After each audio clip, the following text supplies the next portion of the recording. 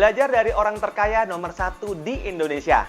Siapa sih yang nggak tahu Hartono bersaudara? Setelah kemarin kita sudah membahas orang terkaya di dunia, sekarang kita membahas orang terkaya di Indonesia.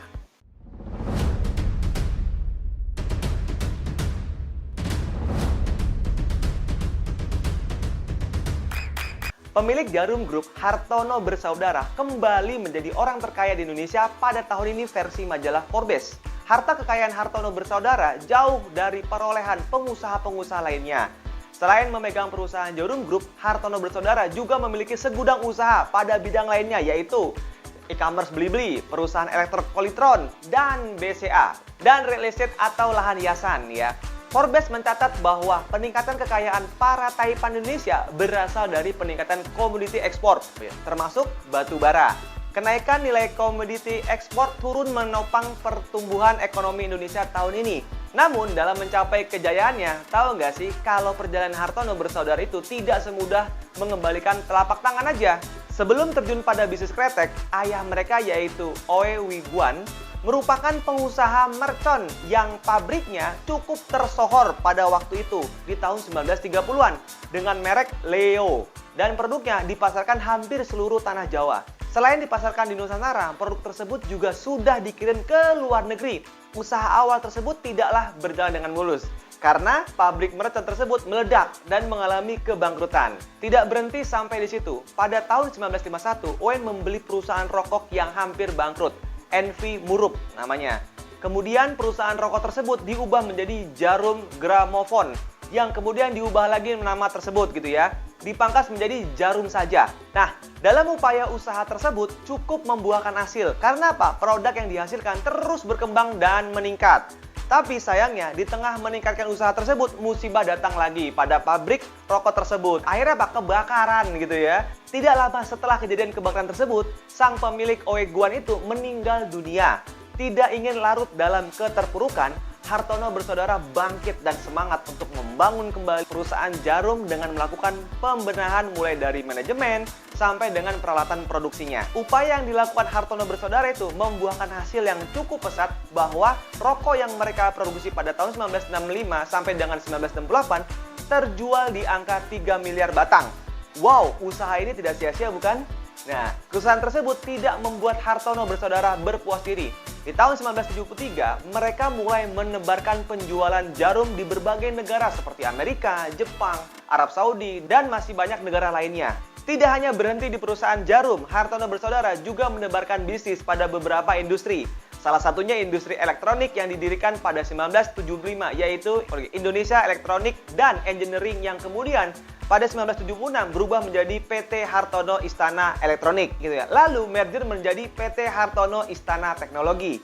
Perusahaan ini menghasilkan berbagai macam peralatan elektronik dengan merek Polytron. Kemudian Hartono bersaudara kembali membuka pintu kesuksesan mereka dengan mengambil saham BCA, yang dimana pada saat itu sedang terjadinya krisis keuangan. Bank tersebut yang memberikan pendapatan besar untuk Hartono bersaudara. Puncaknya pada akhir tahun 2020, aset BCA yang tembus sampai di angka 1.000 triliun. Gak cuman itu, Hartono bersaudara juga terjun dalam bisnis properti dengan memperoleh sejumlah bangunan di kawasan perkantoran dan hotel-hotel mewah seperti Grand Indonesia, Hotel Kempinski, Menara BCA, dan bangunan lainnya.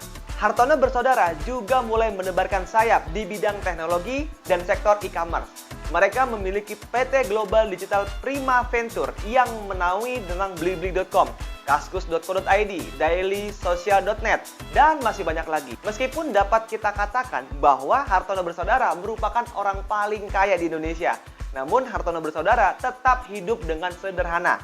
Kesederhanaan tersebut dibuktikan oleh netizen yang berasal dari mengambil foto Michael Bambang Hartono saat sedang makan di sebuah warung makan sederhana di daerah Semarang pada tahun 2019 silam. Michael Bambang Hartono sendiri cukup menggemari permainan bridge karena dinilai dapat mengajarkan seorang dalam melatih diri untuk mengambil keputusan serta resikonya. Tidak hanya sekedar hobi atau kegemarannya saja, kegemaran tersebut pernah membawanya untuk mengharumkan Indonesia di sejumlah pertandingan dunia. Diantaranya beliau menyabet medali perunggu pada tahun 2008 di Beijing dan medali perunggu dalam kejuaraan bridge di Asian Games tahun 2018.